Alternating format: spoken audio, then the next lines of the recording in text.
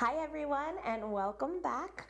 I wanted to talk a little bit today more about affordability. So I know I've been talking quite a bit about prices going up and the value of selling your home, interest rates being low, lack of supply, but I wanted to talk a little bit about where do we think this is going and how do these price changes and interest rates impact your ability to purchase. So the first thing is, I know that there's been information in the news about forbearance and what the unemployment statistics are going to do for foreclosures. And for any of us that kind of suffered through the 2008 7, 8, 9 situation, there can be a lot of fear there. So I'm going to do my best to give you the facts and let you do with them what you will, but I'm hoping that they will ease some of that anxiety. So the first thing is forbearance has begun to level off week over week. We're at about 3.93 million, which is just like an astounding number, but it's a lot.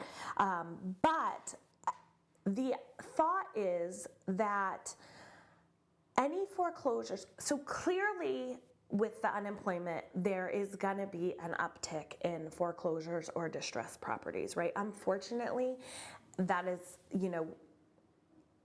a side effect of what has the pandemic, and it sucks, excuse my language, but it is not something we can avoid.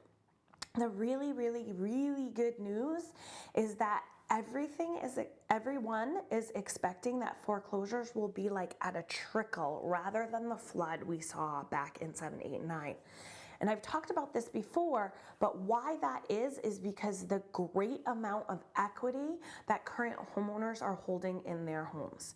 So remember, what led to what happened in 7, 8, and 9 was really loose lending practices where people were buying multiple properties with very, very little down. They were refinancing, taking all the equity out and buying a boat and going on vacation and whatever.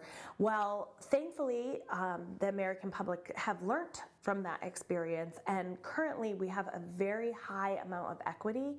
And what does equity do for people in forbearance or without? It provides them with options. All right, so to give you an example, in 2006, 7, and 8, and I'm happy to even use my own personal home. We bought our very first home in 2006.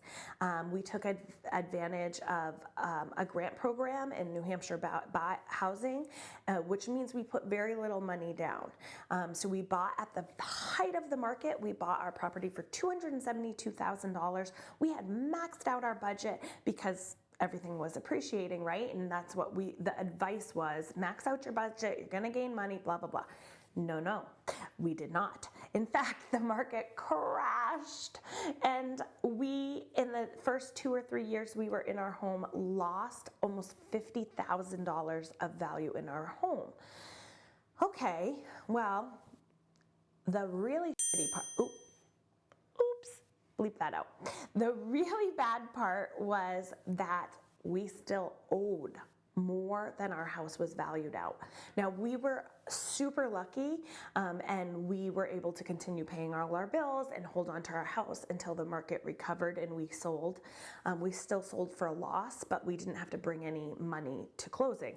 But should we have been in that situation where we had to sell at $228 and we still owed $260, what would we do? We didn't have $20,000 to bring. And that is what created the crisis in 2006, 7, and 8, where people foreclosed because they didn't have $20,000 to bring to the table to sell their house.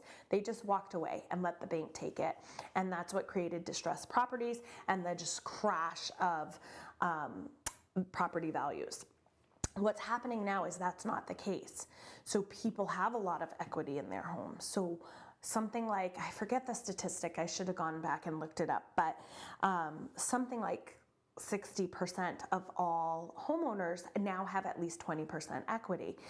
In 2012, there was the percent of distressed properties was 35%, and today we are at an all-time low of only 1%. 1%. And that was in 2012. So that was like after the, really, really bad part. So what that means is that we have some wiggle room, and I would not expect a flood of information. So that's a little bit about forbearance and how I think that that is going to impact the market. And come back soon because I want to talk a little bit about affordability. Do not forget, dream big, and I'm here to help.